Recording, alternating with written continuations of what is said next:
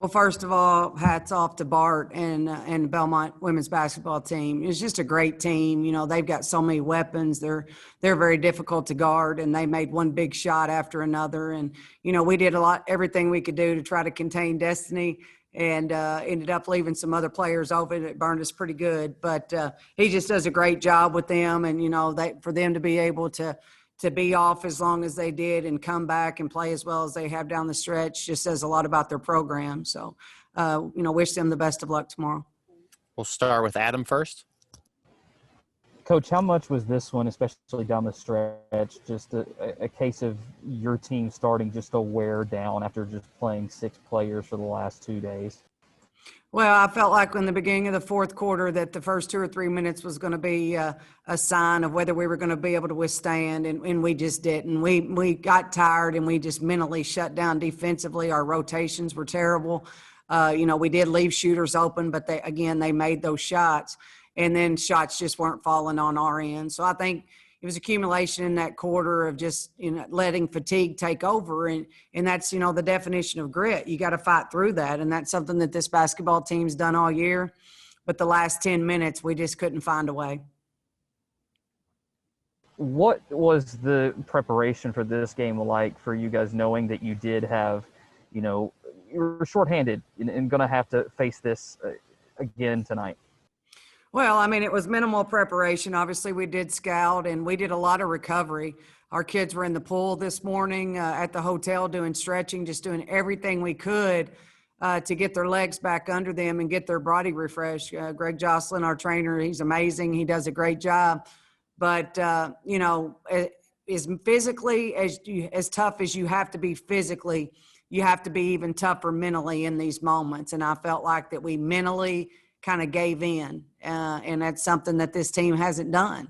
And so obviously disappointed in that, disappointed in the results of the game, but we got beat by a very good basketball team. And, you know, 1 and 2 are going to duke it out tomorrow, and that's probably expected. But the steps that this program took this year is important to me. I want them to remember this feeling of what it's like, the disappointment, but also what it's like to know that we now have figured out what it takes to win games. We got a lot of kids coming back. We just got to focus on getting better each and every day. Let's go to Blake next. Coach, the first 2 times you played Belmont, you saw this zone defense. What was different about that zone defense tonight that gave you so much fits? Well, we didn't attack it. We played, you know, parallel to the basket. We played north-south. You know, we just did not attack it, and we didn't get the ball inside. And when we did get in the ball inside, I didn't feel like our big girls were attacking. We were just passive, and that was one thing that you can't be, especially against their zone, because it's extended. We also got some shots early that didn't go in. Obviously, those shots go in, then, you know, maybe your energy's up a little bit. But, you know, like I said, give them credit. They did what they had to do to take us away. They only gave us 1 shot. We didn't get any offensive rebounds late. But I think it was our lack of attacking their zone that cost us. Let's go to Gage. Coach, in such an odd season with COVID and everything, you guys are able to come away with a winning record, grab your first tournament win under your belt.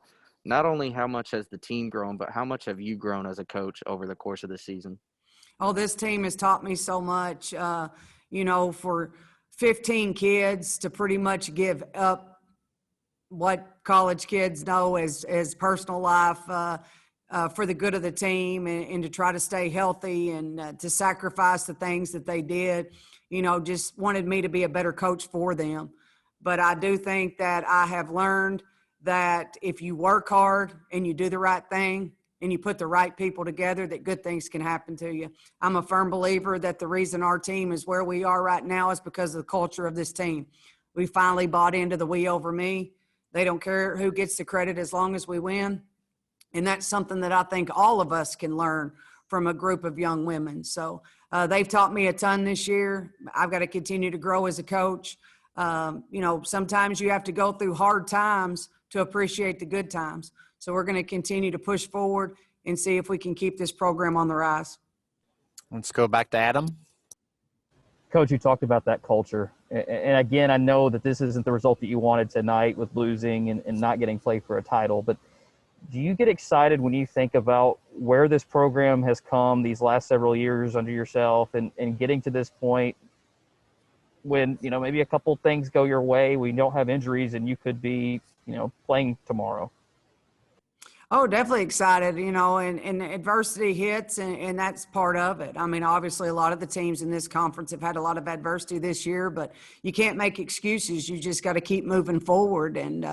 But I think that what most excites me is the growth of this basketball team individually, talent-wise, and ultimately culture. When culture and talent are both high, then you're going to have a good opportunity to be better. And we got a lot of kids in that locker room that hopefully leave today with the sour taste in their mouth, and they want to get back to this position next year and then continue to push forward.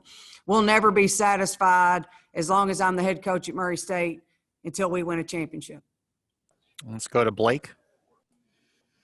Coach, yesterday we see Mensah with the huge block late. Today she plays big minutes and she ends up finishing tied for the lead and rebounds with 8. What kind of growth have you seen out of her as a player? Well, it's taken her a while to kind of get used to our system.